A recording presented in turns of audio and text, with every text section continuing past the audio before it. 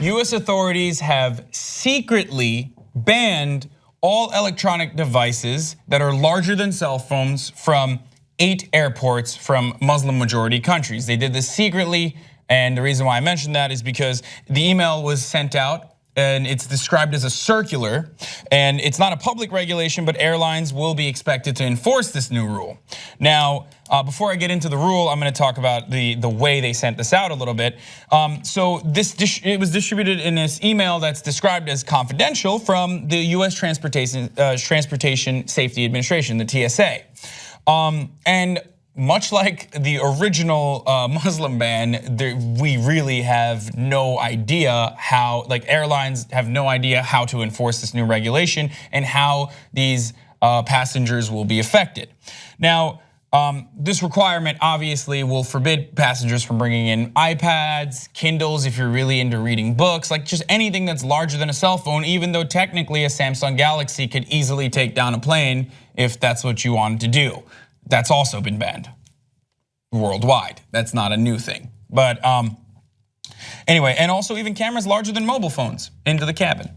And so let me talk about the ban technically related to the 8 countries and then also the airlines that are affected by this. So Queen Aliyah in Jordan, Cairo International Airport in Egypt, Ataturk International in Turkey, King Abdulaziz and King Khalid in Saudi Arabia, Kuwait International in Kuwait, and Mohammed V or Mohammed V in Morocco, Doha International in Qatar, Dubai International and Abu Dhabi International in the United Arab Emirates. So the affected airlines are like Royal Jordania, Egypt Air, Turkish Airlines, which has one of the largest commercial air fleets on the planet, like yeah, and is the pride of Turkey basically. Saudi Airlines, Kuwait Airways, Royal Air Morocco, Qatar Airways, Emirates, and Etihad. So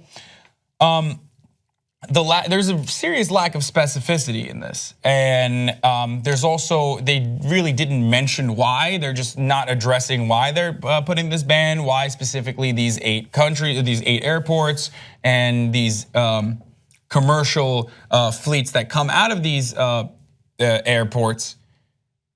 And they just kind of said to address, new threats. So this could affect your family, correct? Absolutely, absolutely. And I mean, but like it will only affect the quality of our transportation. It's not like they're not like saying, oh, also no cell phones, nothing larger than a cell phone, and also no Turks. Like it's not like that. Right, no, I know that. But still, it's just kind of interesting to imagine like your family traveling over and be like, can't wait to read this book on my Kindle, and they're like, not so fast, Hasan's grandfather. Yeah, it's like, you terrorist, stop it. So you and you trying to read and trying to learn and better yourself, stop it now. Yeah, I just want to make it shittier. No, I'm just kidding. It's not that.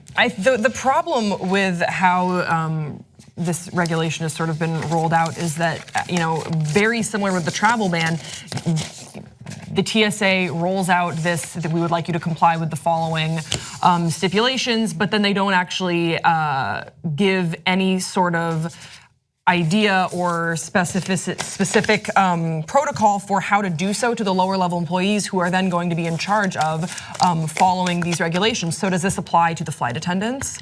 No, it doesn't apply. My understanding is, again, there's a lot of secrecy around this. But what about a flight attendant who's traveling on an airline? No, flight attendants are allowed. No, flight attendants are allowed to bring on board obviously electronic equipment that's larger than an iPhone, and they're allowed to use the electronic equipment because like they're pre-vetted technically. What about American passengers?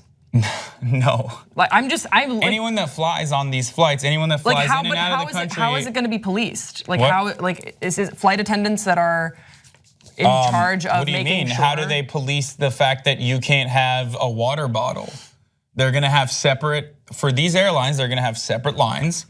And then they're going to enforce the same exact. So I'm just logically thinking about it. They're going to have separate lines. So that's step because one. they would have to, because if they're there's a feeding separate traffic, security, like there's a separate security with which people logically they would have to do that. Okay. Otherwise, they would have to be like, let me see your ticket, sir. Oh, are you traveling to the US? Oh, it says you're traveling with, you're not traveling with Lufthansa, which means you have to you have to put your iPad in your bag. And by the way, that's a really shitty thing because like you can throw out your water bottle, but let's say you weren't informed that you can't bring your $7,000 camera that and you're a photographer and it's your livelihood.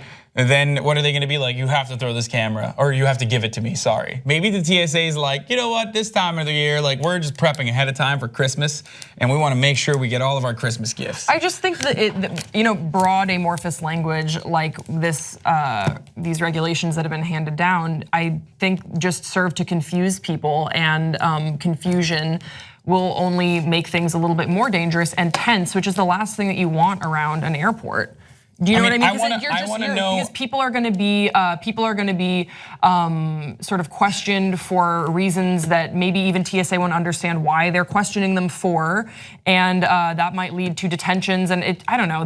Right now, it's all sort of up in the air of how people are going to respond. But the fact that the Jordanian airline had to tweet out basically their own sort of understanding of what the regulation was, saying like, I guess there are concerned US departments, that's super vague. And no, the other part about that, the other interesting part about that is like the TSA referred calls to the Department of Homeland Security, but DHS would not confirm or deny the existence of such a requirement. Even the spokesperson, David Lapon, said, we have no comment on potential security precautions, but will provide any update as appropriate. So even the DHS is like, it seems like the DHS is not fully collaborating with the TSA on this. And the TSA is a separate entity. It can come out and make these requirements, obviously, but it doesn't make sense as to why they would do that. And I really don't understand why I mean, like the water bottle thing is so stupid, or taking your shoes off is so stupid. In the end of the day, they just keep adding more and more and more regulations around it. And I mean, hey, maybe it's stopping terrorists and we just don't know about it. But on a separate note, the TSA's Instagram account is a hilarious one to follow. And I do genuinely think that they make up a lot of the stuff that's on there that they confiscate, because it's always like a grenade launcher was confiscated from a handbag. Don't bring this on your flight. Or like sometimes my favorite is when they tweet out stuff to the TSA and they'll repost it on their Instagram page and it'll be like, hey, this is a tomato paste that my mom made, and they'll be like, tomato paste is a no-no on international flights. Like, it's really funny. And you can inform yourself on what you can bring and what you can't bring. I learned that you can't bring a grenade launcher onto a plane because I'm an idiot and I thought you could. Thank you. And then there's always like hidden like switchblades. There's always like your grandfather bringing his Kindle and they're like, no, and then now it's like, yeah, now the TSA Instagram page will take a drastic turn and go and have a photo of my grandpa going, I just wanted to read my latest publications. And it's just the TSA officer being like, no, sir, you terrorist fuck, get out of here with your stupid Kindle and your ideas and trying to make this 17-hour fucking plane flight back to Turkey more comfortable in your old age. Yeah, how dare you? How dare you? But we want to hear from you guys. What do you think about this travel ban? Why is it only affecting these 8 different airports and these majority Muslim operated flights? Leave us your thoughts in the comments section below. I'm Hasan and Grace Baldridge, and we'll see you next time on Pop Trigger.